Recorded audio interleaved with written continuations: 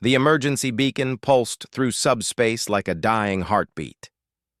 Ambassador Krexval adjusted his crystalline form in the observation chamber of the Galactic Council Station. His 6 eyes focused on the massive holographic display showing the distress signal's origin. The Villani colony ship was breaking apart, its hull cracking like an egg under pressure from the gravity well it had accidentally entered. 7,000 souls aboard that vessel, whispered Counselor Therix, her feathers rustling with anxiety. The avian representative's voice carried through the chamber where dozens of species watched the unfolding disaster. The nearest Council rescue fleet is 47 standard hours away. Krexval's translator hummed as he spoke. Then they are lost. No ship can survive those gravitational forces for more than 6 hours. His species had learned this lesson through bitter experience. Space was unforgiving, and the Council had long accepted that some tragedies were simply beyond their power to prevent. The chamber filled with the soft murmur of different species expressing their sorrow in their own ways. Some sang low dirges, others released pheromones of grief, and a few simply bowed their heads in silence. The Villani were a young species, having joined the Council only 3 cycles ago. To lose so many of their people would be devastating. "Wait," said a voice from the back of the chamber. Senior analyst Meko, a serpentine Alshari, slithered forward, his scales shimmering with bioluminescent patterns that indicated extreme surprise. "I'm detecting another fleet moving toward the distress signal." The holographic display zoomed out, revealing a cluster of ships approaching at impossible speeds. Krexval felt his crystalline structure vibrate with shock. Those energy signatures, those ship configurations, he knew them all too well. "Humans," he said, the word causing instant silence in the chamber. 43 dark shapes cut through space like knives through silk. The human predator fleet, named not for hunting prey, but for Earth's ancient predators who protected their pack above all else. Each ship was a masterpiece of controlled violence, bristling with weapons that made even the warrior species of the Council nervous. But it wasn't their firepower that made the chamber erupt in gasps and clicks of disbelief. It was their trajectory. "They're heading directly into the gravity well," Therix said, her voice climbing to a pitch that hurt several species' auditory organs. "That's suicide." But Krexval had studied humans. He had spent cycles trying to understand these chaotic, wonderful, terrifying creatures who had burst onto the galactic scene like a supernova. Where other species saw suicide, humans saw a calculated risk. Where others saw impossible odds, humans saw a challenge. "Pull up the human fleet specifications," he ordered, his usual calm demeanor cracking slightly. The display shifted, showing detailed scans of the approaching vessels. The UES Wolverine led the formation, a battle cruiser that had earned its reputation in the Kepler defensive. Behind it, the destroyers, Honey Badger and Grizzly, flanked the medical frigates Nightingale and Mercy. The rest of the fleet spread out in a formation that looked chaotic to most observers, but that Krexval recognized as a human tactical pattern called organized chaos. "Admiral Chen commanding," Meko reported, pulling up the human officer's file. "Sarah Chen, hero of the Proxima rescue, where she had saved 3 million colonists by ramming her previous ship into an asteroid to change its trajectory. The humans had given her a medal and a new ship. Any sensible species would have court-martialed her for destroying valuable military hardware." "Incoming transmission from the Wolverine," the communications officer announced. The chamber's speakers crackled to life with Admiral Chen's voice, calm despite the fact her fleet was accelerating toward certain destruction. "Galactic Council Station. This is Admiral Chen of the Terran Predator Fleet. We've received the distress call and are moving to assist.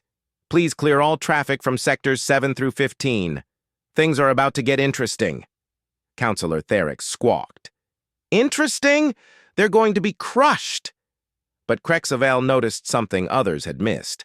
The human ships weren't just accelerating randomly, they were matching the rotation of the gravity well, using its own force to slingshot them toward the Villani vessel. It was insane. It was brilliant. It was utterly human. "They're using the gravity as a propulsion assist," he explained to the stunned council members. "But the calculations required, the margin for error is non-existent." "Human pilots call it threading the needle," Mako added, his research into human military tactics finally proving useful. "They train for scenarios like this." "They train for flying into gravity wells?" Therix's voice had reached a pitch that made several delegates cover their auditory organs. "They train for everything," Krexval said quietly. The main display showed the Predator fleet's approach in real time. The Wolverine's hull groaned audibly over the comm channels as gravitational forces tried to tear it apart. Warning lights flashed across the human ship's status displays, but they kept advancing. "Admiral, we're detecting hull stress fractures on decks 7 and 8, a human voice reported over the open channel. "Seal them and reroute through deck 6, Chen responded without hesitation. "Helm, adjust approach vector by 0.3 degrees. We need to kiss the edge of that gravity well, not French it." Krexval didn't understand the reference, but the helm officer apparently did. The Wolverine shifted slightly, and suddenly its trajectory looked less like certain death and more like controlled insanity. The Villani colony ship appeared on the display, spinning helplessly as gravity tore at its superstructure. Escape pods launched sporadically, only to be caught in the same forces destroying their mothership. The Predator fleet spread out, each ship targeting a different section of the trapped vessel. "What are they doing?" asked Counselor Zum, speaking for the first time. The silicon-based life form rarely showed emotion, but even its crystalline voice carried undertones of confusion. The answer came as the human ships began firing, not weapons, but cables. Massive, reinforced tethers shot out from the Predator fleet, anchoring to the colony ship's hull. The human vessels then did something that violated every principle of space rescue the Council had established. They reversed thrust. Instead of trying to pull the colony ship out gradually, safely, sensibly, the humans were attempting to yank it free like pulling a tooth. The stress readings on both the human ships and the Villani vessel spiked into red zones that should have meant instant structural failure. "Wolverine to all ships!" Admiral Chen's voice cut through the chaos. "Full reverse on my mark. Remember, people, we're not here to be gentle. We're here to save lives. Mark!" 43 human ships fired their engines at full power in reverse. The cables went taut, groaning under unimaginable stress. The Villani ship lurched, its spin slowing as the human fleet fought against gravity itself. "Hull breach on the Honey Badger," someone reported. "Grizzly is venting atmosphere." "Mercy's lost 2 engines." But the humans didn't stop. They pushed their ships beyond all rational limits, trading their own safety for the chance to save strangers. The colony ship began to move, inch by agonizing inch, away from the gravity well's killing grip. In the council chamber, no one spoke.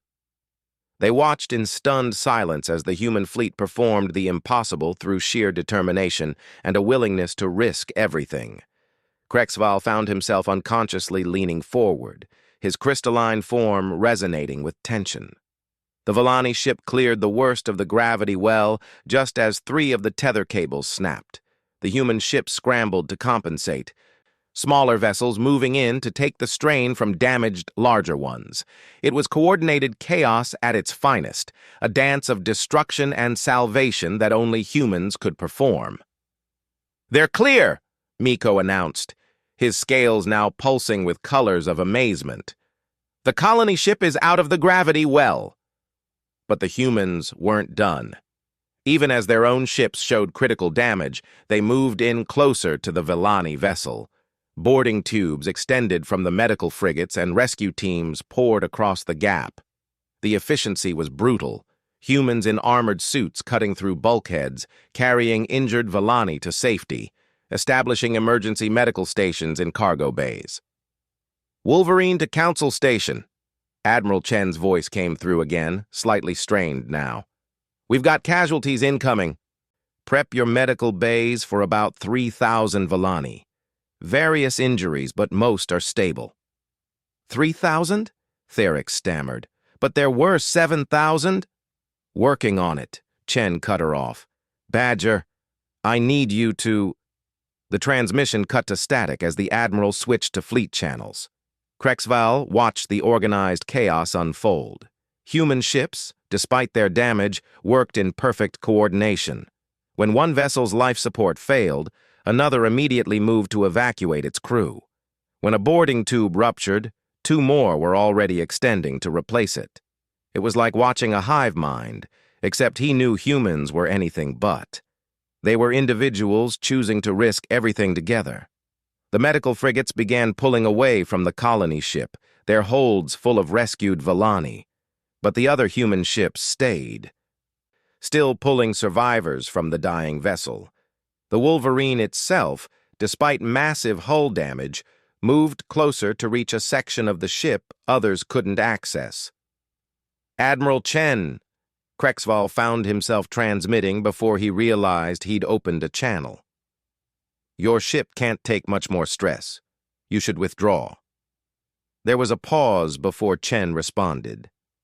"Ambassador, with respect, we didn't come all this way to do half a job. There are still people on that ship, and by God, we're going to get them off." The God reference was one of many human concepts that baffled other species, but the determination in her voice was universal. Krexval closed the channel and turned to his fellow council members. "Prepare the station for emergency medical operations," he ordered, "and have all available repair crews standing by. The humans are going to need them." "You think they'll actually save them all?" Councillor Zoom asked, its voice still carrying disbelief. Krexval looked back at the display where human ships danced with death to save strangers who they'd never met, from a species they'd barely interacted with, simply because someone had called for help. "Yes," he said quietly. "I do." The rescue operation continued, each moment bringing new dangers and new acts of heroism. The Council watched in awe as humanity's predator fleet proved that their greatest weapon wasn't their guns or their ships. It was their absolute refusal to abandon those in need. The Vellani colony ship groaned like a dying beast. Commander Marcus Rodriguez of the UES Honey Badger gripped his command chair as another shudder ran through his ship. Half his bridge displays showed red, and the other half flickered between amber warnings and static. The tether connecting his destroyer to the colony ship had snapped 10 minutes ago, but they hadn't retreated. Retreat wasn't in the human rescue manual. "Sir, we've got a problem," Lieutenant Park announced from the sensor station.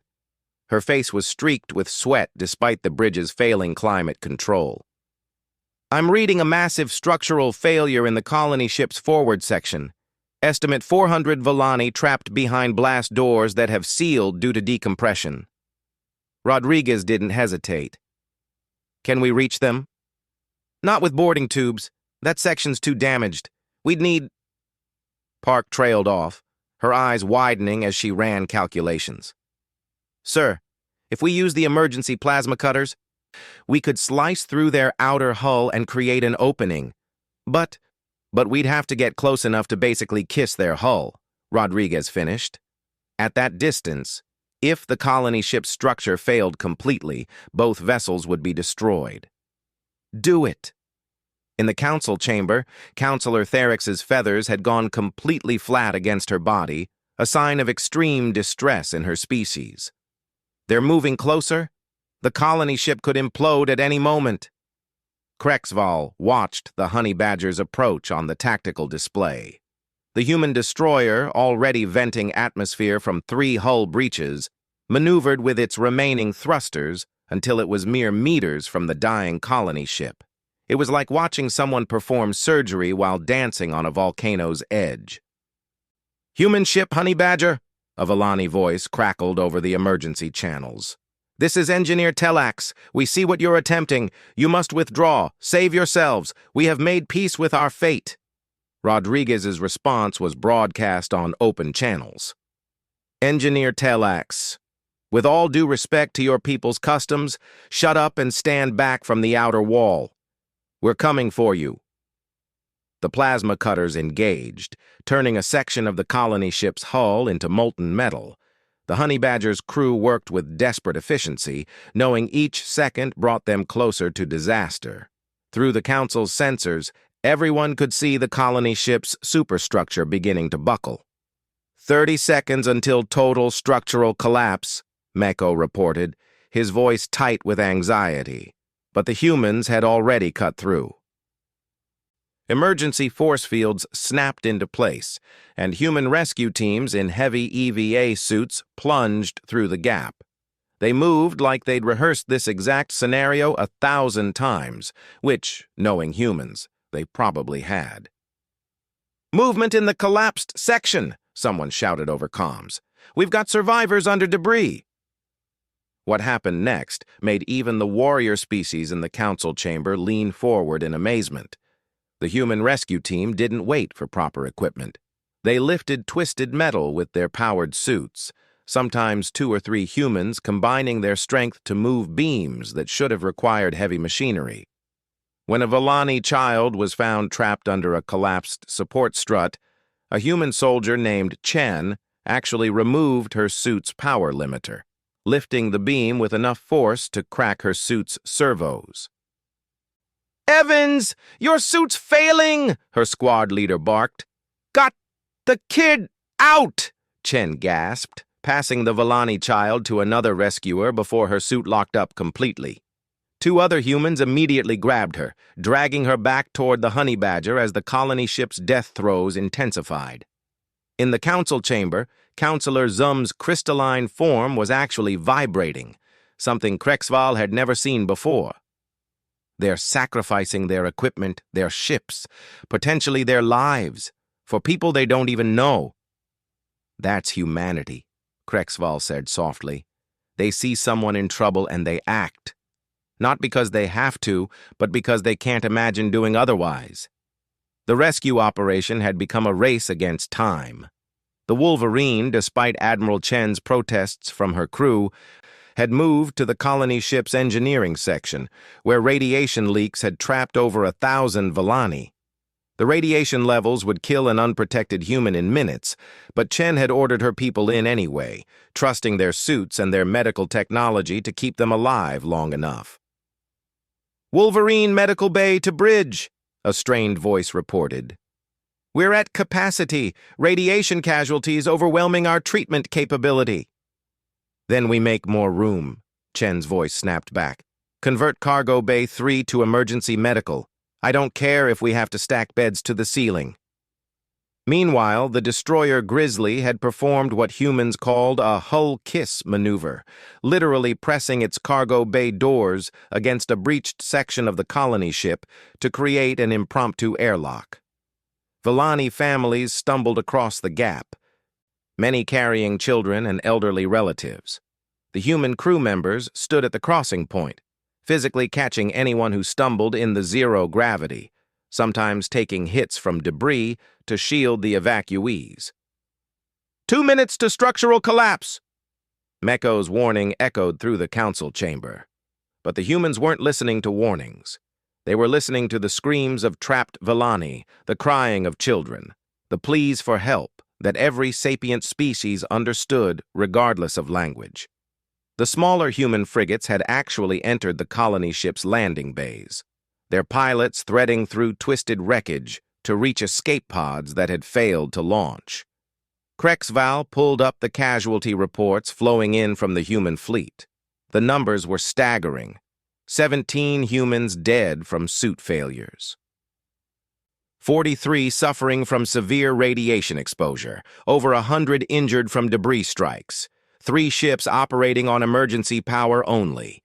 1 ship, the frigate Terrier, had lost all engine function and was being towed by its sister ship. Any rational species would have withdrawn by now. They had already saved over 5,000 Villani. It was more than anyone could have expected, more than anyone had thought possible. But the humans kept going. "This is Badger Actual," Rodriguez's voice cut through the chatter. "I've got eyes on the colony ship's nursery section. 300 young ones, minimum. Path is blocked by collapsed bulkheads. Requesting immediate assistance." "Badger, this is Wolverine," Admiral Chen responded. "We're on our way. Grizzly, can you—" "Already moving," the Grizzly's captain interrupted. "Though I should mention we're down to 40% hull integrity." "Noted. Do it anyway." 3 human ships converged on the nursery section like wolves protecting cubs. They cut, burned, and blasted their way through obstacles that would have stopped any reasonable rescue attempt. When they found the nursery's atmospheric controls had failed, leaving the young Villani barely conscious from oxygen deprivation, human medics actually shared their own breathing supplies, risking hypoxia to keep the children alive. The council chamber had gone completely silent. Even species who rarely showed emotion were visibly moved by the display. These humans, who named their ships after Earth's fiercest predators, were showing a protective instinct that transcended species barriers. "Colony ship structural failure imminent!" The warning came from multiple sources simultaneously. On the display, the dying vessel began its final collapse. Support beams snapped like twigs, entire sections crumpling inward. But even as metal twisted and hull plates sheared away, human rescue teams were still inside, still pulling out survivors, still refusing to give up. "All teams, emergency extraction," Admiral Chen ordered. "You have 30 seconds." The next 30 seconds played out like a perfectly choreographed disaster. Human rescue teams sprinted through collapsing corridors, carrying Villani who couldn't move fast enough. Ships pulled away with boarding tubes still attached, ripping them free rather than taking time to properly disconnect. The Honey Badger, its hull integrity nearly gone, made one last desperate grab for an escape pod that had been crushed against the colony ship's hull, freeing it just as the section it was attached to imploded. When the Villani colony ship finally died, it did so in a cascade of twisted metal and venting atmosphere. The human fleet pulled back, their ships scarred and battered, bleeding air and fuel, but still functional, still defiant. "Final count coming in," someone reported over the comms. The council chamber held its collective breath. 7,000 Villani had been on that ship. It would have been a miracle to save half of them. A legendary rescue to save 5,000. 6,873 souls recovered, Admiral Chen announced, her voice rough with exhaustion. 127 confirmed lost. The numbers hung in the air like a benediction. The humans had saved all but 127. In an impossible situation, against all odds, they had achieved the impossible. "How?" Counselor Therix whispered. "How did they do it?" But Krexval noticed something else in the transmissions. The human crews weren't celebrating. On every ship, they were holding moments of silence for the 127 they couldn't save. Admiral Chen's next words confirmed his observation. "Fleet, this is Admiral Chen. I want full after-action reports from all departments. We need to know why we lost those 127. Next time, we do better." Next time, they would do better. After achieving the impossible, the humans were already planning to exceed it. This was what made them terrifying to some species, not their weapons or their ships, but their absolute refusal to accept limitations. "Wolverine to Council Station," Chen continued. "We're bringing them home. Medical teams, please be ready. We have a lot of people who need help, both Villani and human." The battered Predator fleet began its journey to the station, every ship showing damage, some barely holding together. But they moved in perfect formation, the stronger ships ready to support the weaker, a pack of predators who had just proven that their greatest strength was their protective instinct. In the council chamber, members began to disperse to prepare for the incoming casualties, but Krexval remained, watching the tactical display. Counselor Zoom approached, its crystalline form still showing signs of emotional disturbance. "I've observed 17 different species rescue protocols," Zoom said quietly. "I've seen courage and sacrifice across the galaxy. But this was human," Krexval finished. "They don't just push boundaries, they shatter them. The cost, though, their ships, their people." Krexval turned to face his colleague. "Talk to any human about today, and they won't mention the cost. They'll talk about the 127 they didn't save. They'll talk about how to do better next time. That's what makes them dangerous, Zum. Not their weapons or their aggression, but their compassion. They'll destroy themselves to save others and call it a partial success." The two council members stood in silence, watching the approaching fleet. The humans had turned a certain tragedy into a legendary rescue, and they'd done it through sheer stubborn refusal to accept defeat. The galaxy had learned something important today about humanity's predator fleet. They were named for predators not because they hunted, but because they protected with the ferocity of Earth's most dangerous creatures. And heaven help anyone who threatened those under their protection. Medical Bay 7 of the Galactic Council Station had been designed to handle perhaps 200 casualties in an extreme emergency. Now, it held over 1,000 Villani, with more arriving every minute. Dr. Sarah Okonkwo, on loan from the human fleet to assist with the crisis, moved between beds with the focused intensity of someone who had turned chaos into an art form. "Doctor, this one's going into shock," a Villani medic called out, his forearms working desperately to stabilize a patient. Sarah crossed the distance in 3 strides, her trained eyes taking in the situation instantly. "Villani physiology responds to trauma with temperature drops. We need thermal blankets now." She turned to a human corpsman. "Johnson, raid the maternity ward. Their heating units are compatible." Ambassador Krexval watched from the observation deck as human and alien medical staff worked side by side. The humans had brought their wounded Villani directly to the station's medical facilities rather than treating them on their damaged ships. When questioned, Admiral Chen had simply said, "Our medbays are good, but yours are designed for Villani. Their lives come first." What struck Krexval most was how the humans integrated with the multi-species medical teams. They didn't try to take over or impose their methods. Instead, they filled gaps, provided support, and shared techniques with an efficiency that came from experience. When a Throzan doctor's 6 legs proved too bulky for the narrow spaces between beds, a human nurse simply said, "I'll be your hands, you be my brain," and they worked in perfect tandem. "Ambassador?" Miko slithered up beside him, his scales now showing patterns of deep thought. "The human Admiral Chen is requesting permission to address the Council once the medical crisis has passed." "Granted, of course." Krexval paused. "How are the human casualties?" 17 dead, 43 in critical condition from radiation exposure." Meko's voice carried amazement. "But here's what's remarkable. Their wounded insisted on being treated last. We actually had to argue with them to accept medical care before the Villani." Down in the medical bay, a young Villani child had woken up crying, calling for her parents in the high-pitched trill of her species. Before the overworked Villani staff could respond, a human marine with a bandaged head sat down beside her bed. He couldn't speak Villani, and she couldn't speak human standard, but he pulled out a small device and projected holographic butterflies that danced around her bed. The child's crying stopped, replaced by wonder. "That Marine has a concussion," Dr. Okonkwo mentioned to a colleague as she passed. "He should be in bed."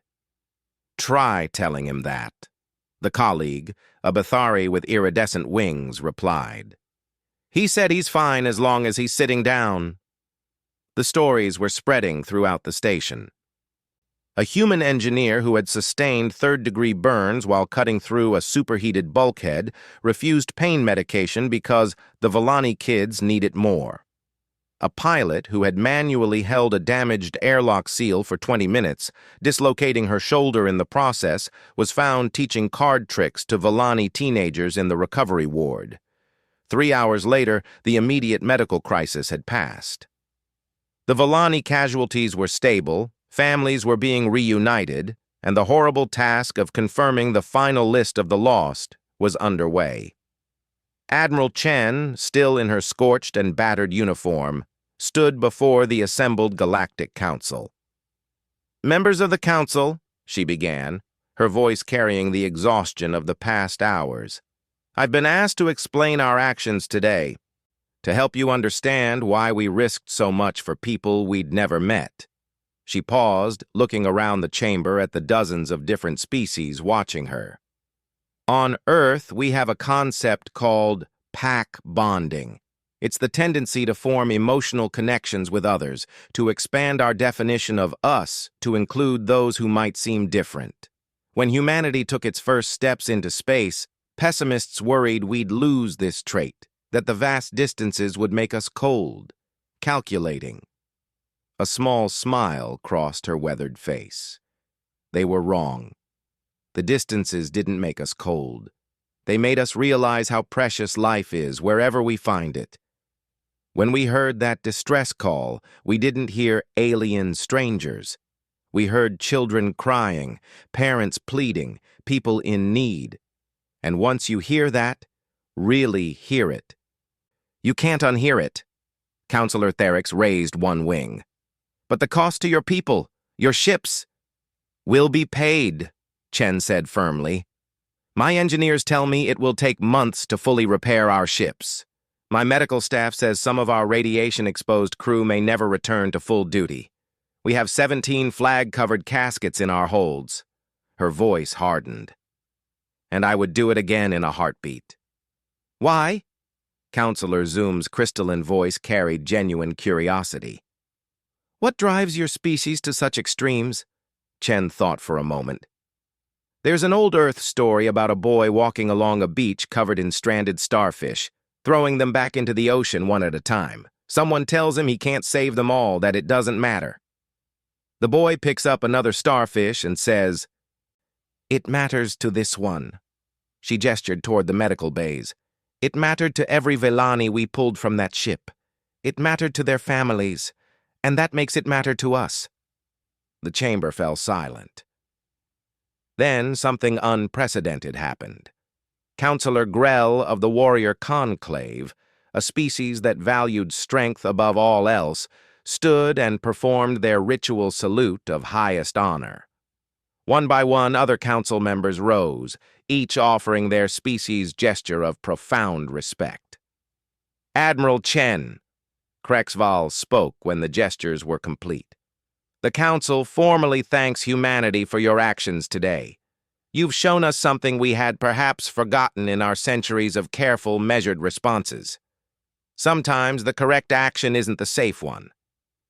Chen nodded, but her expression remained serious. "There's something else. My sensor teams noticed that 3 other Council fleets were within 2 days' range of the colony ship. They could have attempted a rescue." An uncomfortable silence settled over the chamber. It was true. Other fleets had been closer than the humans, but none had moved. The risk had been deemed too great, the probability of success too low. "You all had valid reasons not to act," Chen continued, her tone carefully neutral. "Your ships aren't designed for such extreme operations. Your crews aren't trained for this kind of chaos. But that's what I want to address.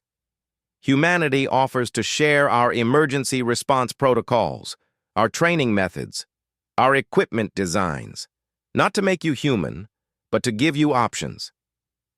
"You would share military secrets?" Counselor Theryx asked, her feathers rustling in surprise. "Rescue protocols aren't military secrets," Chen replied. "They're survival knowledge, and survival should never be secret." In the days that followed, The impact of the Volani rescue rippled across council space.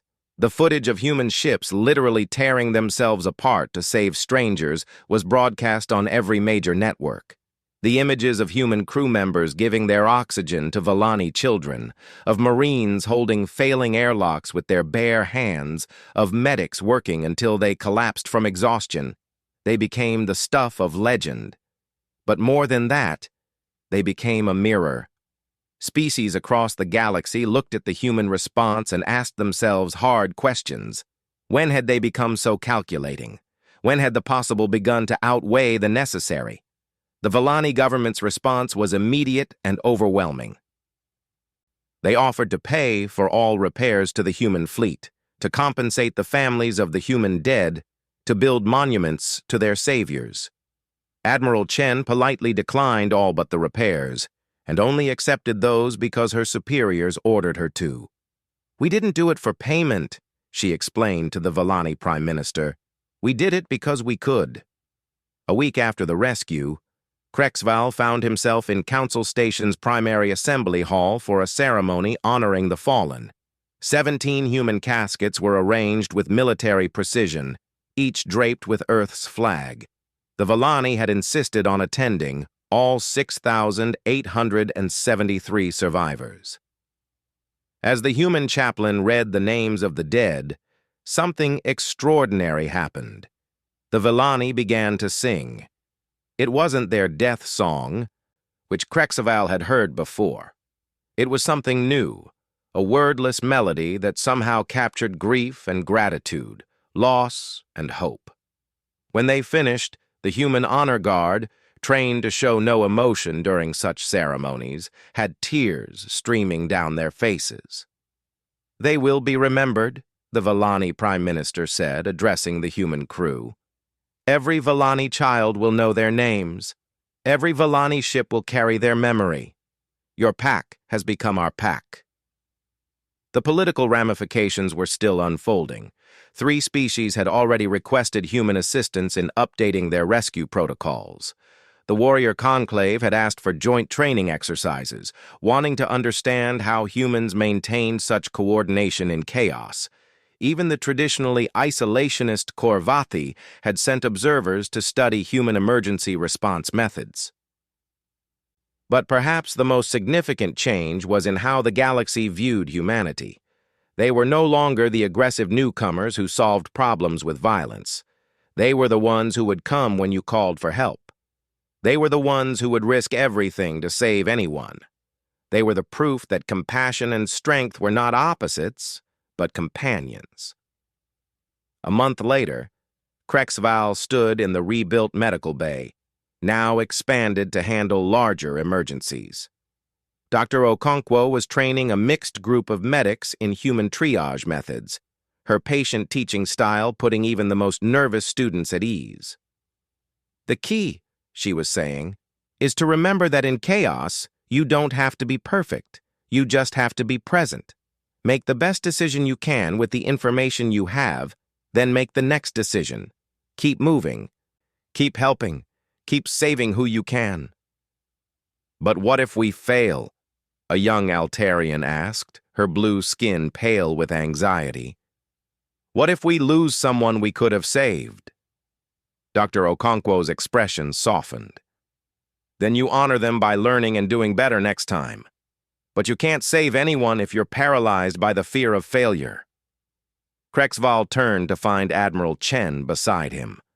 She looked better than she had during the rescue, though he could see the weight of command in her eyes. "Your crew has had quite an impact," he observed. Chen nodded slowly. "The rescue was just the beginning. The real victory is this." She gestured to the mixed species medical class. "The next time someone calls for help, they won't be alone. The next impossible rescue might not be so impossible." "You've changed us," Krexval said simply. "No," Chen corrected gently. "We reminded you of who you could be. Every species here has its own history of heroism, its own capacity for sacrifice. We just showed you it's okay to embrace it." As they watched the class continue, a new emergency alert echoed through the station. A mining vessel had suffered a catastrophic failure in a nearby system. Before the alert had even finished, Krexaval saw the change. Council members weren't calculating odds or discussing protocols. They were already moving, already planning, already asking the one question that mattered. How can we help? The human predator fleet had left its mark on the galaxy, not through conquest or intimidation, but through the simple act of showing up when others needed them most. They had proven that predators weren't defined by what they hunted, but by what they protected. And in the depths of space, where darkness and distance threatened to divide, humanity had shown that sometimes the most powerful force in the universe was the willingness to risk everything for someone you've never met, simply because they needed help. The legacy of the Villani rescue would echo through the centuries, retold in 1,000 languages on 1,000 worlds. But perhaps its greatest testament was in the quiet moments, in the mixed species rescue teams training together, in the expanded medical bays on every station, in the new protocols that emphasized saving lives over calculating odds.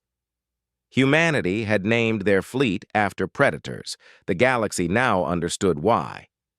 In the vast darkness between stars, there was no fiercer protector than those who refused to abandon the pack, even when that pack included every living being who called for help. As Admiral Chen had said in her final report to Earth Command, "We went to the stars to find new worlds. We found something better. We found new family. And family, as any human would tell you, was always worth fighting for."